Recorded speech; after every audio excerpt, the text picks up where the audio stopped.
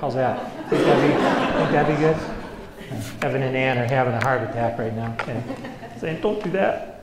All right, so first slide here, you can notice basically the title, but all the pictures in there have native plants. You know, this is an arid area, a desert area, so we're recommending, you know, as basically as 100% of the time as possible, use xeriscaping. You know, use our plants so we can utilize our typical runoff and stormwater amounts.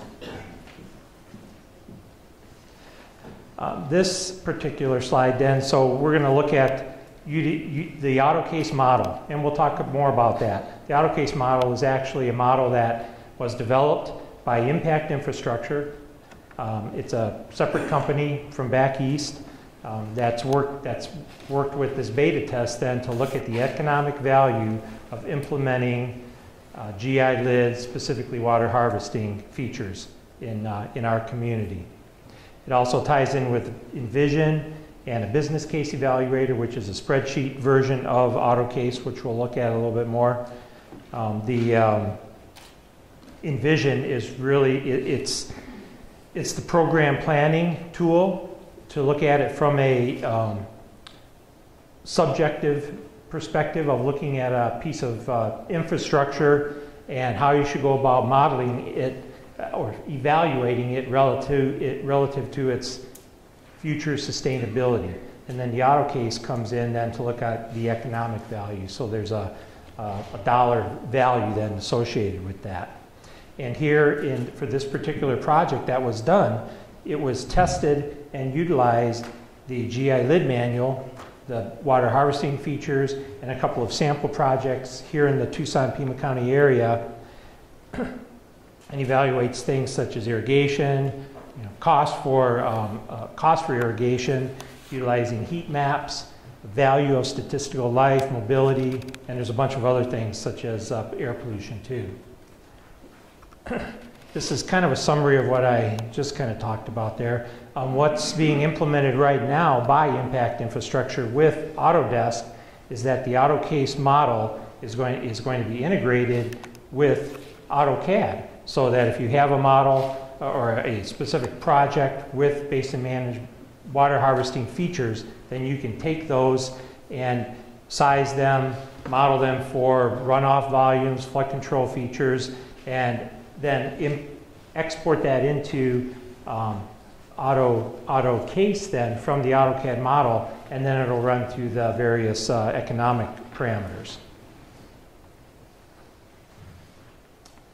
This is kind of a little flow chart, if you will, to go through the various steps to get to the evaluation with AutoCAD.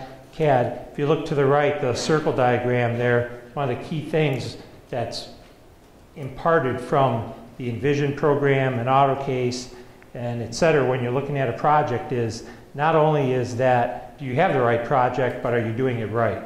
And so you want to be incorporating these different parameters, these different tools that are available now nationwide, so that you are incorporating not only the appropriate engineering, the appropriate planning, the appropriate design, but then incorporating these other new tools, these new interests, if you will, relative to sustainability.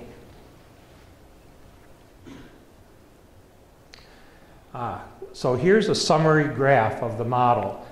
There's not enough time here in 20 minutes to go through the nitty-gritty detail of AutoCASE and Impact Infrastructure's model, but I guarantee you these are modeled results graphs. These are not drawn by hand. These aren't, you know, okay, let's modify this graph so it looks really good, so we're going to change the magic marker to this line. This is right from the model.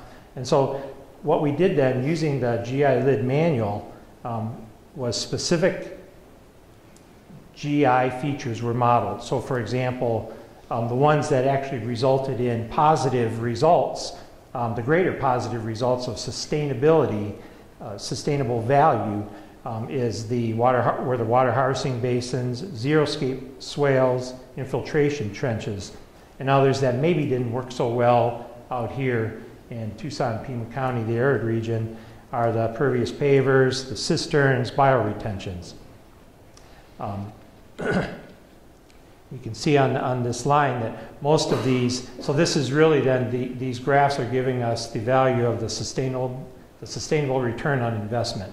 So if you put so much money into the actual construction cost, then what does it, quote, pay out in value over the years of usage from a sustainable perspective?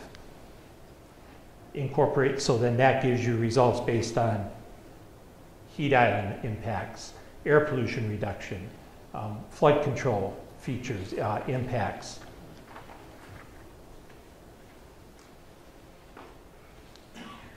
Then this graph then is, let's see, did we go to the next one? There we go. So in the little box up in the right portion gives you the various parameters that are evaluated, and I just mentioned a few of them.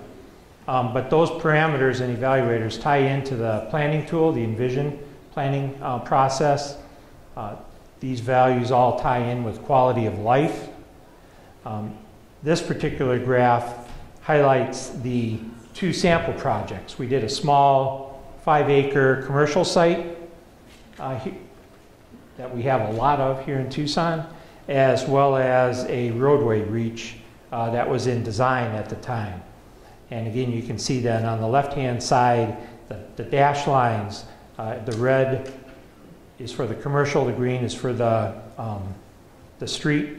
If you don't incorporate any of the water harvesting features, the GI lid features, then that's the value. If you do employ water harvesting features, then the value, the sustainable return on your investment then are the solid red and solid green. And in this case, because they're fairly specific features that are being evaluated and the parameters are fairly specific then that go into that evaluation, they're vertical. There's not really a high risk of the value of the implementation then failing over time or having a wide range in results.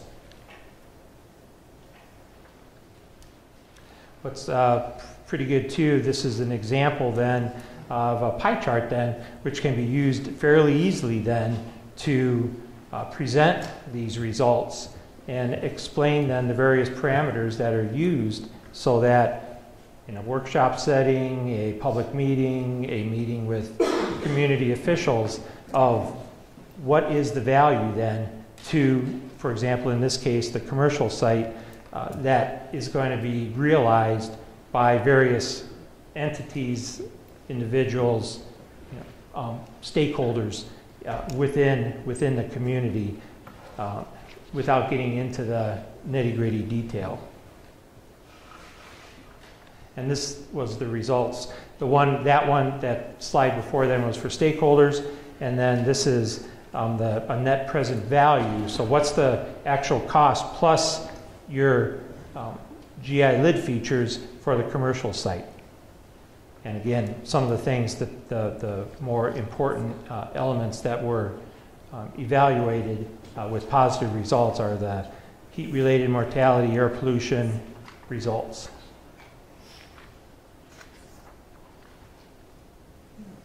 This was the road redesign. Again, just a sample project that was evaluated. You may or may not recognize it. It's on the west side of our community and is, I believe, finishing up design right now. Again, the focus is on using arid desert xeriscape swales, water harvesting, traffic calming. That is a parameter that can be built in, and you can use the traffic calming features then to direct runoff, so you can then direct that runoff into water harvesting features also. These are the findings with the evaluation with AutoCASE by putting in new trees. In this case, we did try a bioretention, water harvesting, and the net result is a very positive then sustainable return. Traffic calming, again, then assists in other aspects too.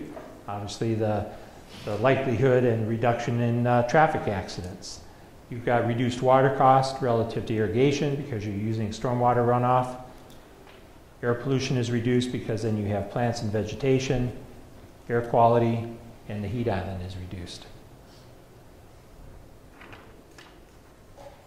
Again, a pie chart then that represents those percentage aspects and elements for those various parameters, and they were based on the impacts, the benefit impacts from that project. And this value of statistical life, it's still one that, if we had the impact infrastructure guys here right now, they'd be explaining this, because if you look at that and say, wow, by implementing this, then the value increase of my life is in the range of $5 million to $13 million. I bet not one of you out there would be willing to pay me $5 million to reduce your, to increase your life expectancy and likelihood of not dying based on some of these parameters. But this is a statistical analysis that was generated not just by impact infrastructure to say, hey, look at the value that you get from these features, but this is something that was done by Federal Highways and looked at in their analytical process from a study over the last few years. And this is just an example then of that particular element, the urban heat island and mortality benefit.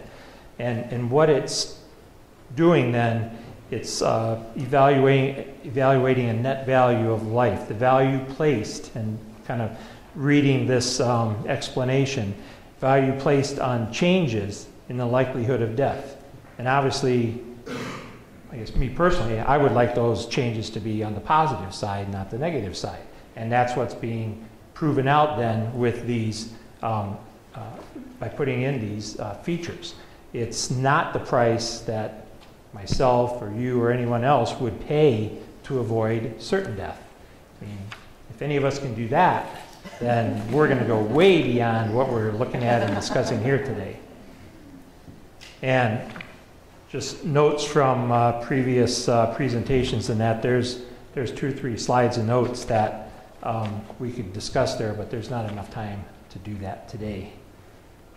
And the next one, this is staff recommendations from impact infrastructure, and it obviously coincides with what we've all been talking about here today, that by implementing GI-lid stormwater infrastructure, we're definitely benefiting ourselves, this community, for a whole variety of reasons.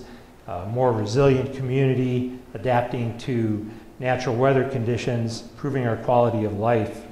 And this was just initial forward thinking and summary based on the beta test that was done by City, County, and AutoCASE and ourselves, as well as then all of the other studies and research and programs and policies that we've been looking at and discussed here already today. In just a quick little summary here relative to AutoCASE and how that can be used in next steps is by utilizing that and implementing specific examples, then we can be getting input from different sectors, different communities. Is it the private sector, public sector, community sector, as to what benefit do these structures, the GI lid actually have. And then hopefully, the goal then is to eventually utilize this tool as well as the other tools that we've talked about to use it as a decision-making tool for how communities, how projects are going to be evaluated and implemented in the future. Again, following that next steps, it's going to aid in decisions. This is an area, not the airport wash area that we talked about, but another area further north in the middle of the city that's being looked at right now. Highly urbanized. Could there be a possibility of implementing? And then from a post-construction analysis, looking at existing case studies that have already been conducted, and we're going to be talking about those. Sandy is here in the next couple of minutes or so, and how and what benefits those activities have been achieved in the community. And here's some acknowledgments for that study. There was quite a few agencies, organizations, a couple consultants involved in that study. And it is available. The one I was flashing up here was not just a chunk of paper, but this is the study results. It's on Pima County's website. And here's some resources to go to. The business case evaluator that I mentioned at the beginning, it's a spreadsheet version of AutoCASE. AutoCASE is obviously a proprietary model associated now with Autodesk, so it can be purchased for use. If you're more interested in a do-it-yourself analysis, the business case evaluator is free. It's part of this study also, the different test cases, the specific water harvesting features that were modeled were analyzed both with the BCE as well as AutoCASE. And you can find, say, all those results on the Pima County website, and you can play around with the BCE. It's basically, it's a conglomeration of all the various parameters, and I think there's over two to 3 dozen of those parameters then that you can evaluate. And each of those parameters then, any one that could be specifically modified to incorporate local data sets, such as tree canopies, temperatures, et cetera, were all incorporated into this evaluation. So it wasn't a mock evaluation based on nationwide data. It was specifically focused for here. So I think I've said enough, and we'll open it up to questions if you've got any.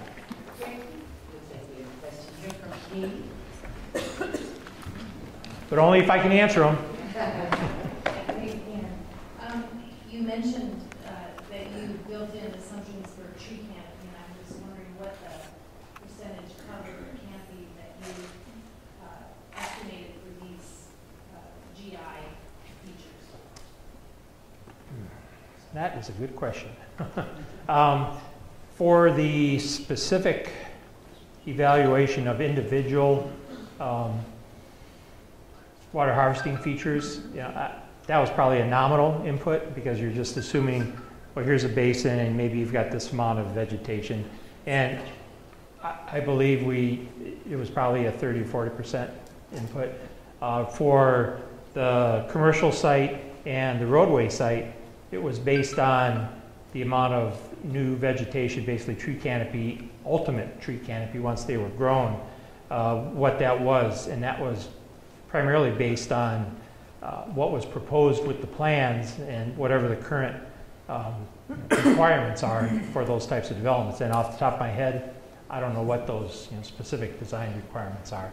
And obviously, and those were not only the design requirements as they stand right now by the local regulations, but then it would have been increased some because we were implementing and artificially introducing additional water harvesting features that if you did more, then this is what you could achieve.